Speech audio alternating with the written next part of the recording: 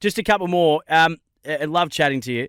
I've got the feeling that Dustin Martin's got a mantle to reclaim this year. I have no understanding or frame of reference to what he's gone through with a lacerated kidney, losing 10 or more kilos and having to come back from that. A long time lying down in a hospital bed. But he sits there and watches, Petrarca and Bontempelli and Oliver and Wine's name come up in lights. But this is the guy that Lee Matthews said, I don't get worried about, I don't get offended being compared to.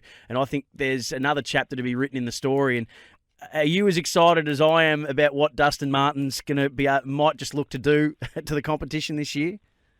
Yeah, no, I am. I don't, to be honest, I don't really think about Dustin, the player, that much anymore because I sort of know what you're going to get. And the kidney issue aside and everything like that, the biggest thing for Dustin going forward is, he's just been like, yes, there's an injury, but I think the passing of his father is probably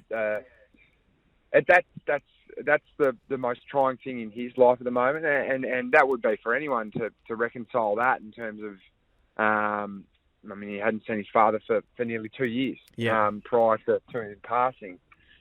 I think that's where Dustin will need our support the most. He will bring what he brings on field, and Lee's 100% right. He's arguably one of the greatest players to have played the game, but he's also extremely professional as well. But I never worry about him as a player. I just want to support him more as a person. So I should have actually mentioned that too in that preamble. But how have you guys been able to do that? Because you're right, it's tough for anyone to lose a parent, but when you haven't been able to see them for a long time, and a lot of people would have experienced that through COVID as well, unfortunately, how have you been able to support him? It's an interesting one, Sam, when someone passes. The first sort of 2 to 4 weeks, and I've sort of experienced this as well. The first 2 to 4 weeks, you get an amazing amount of messages and support because it's front of mind. It's the follow-ups post that. Yeah.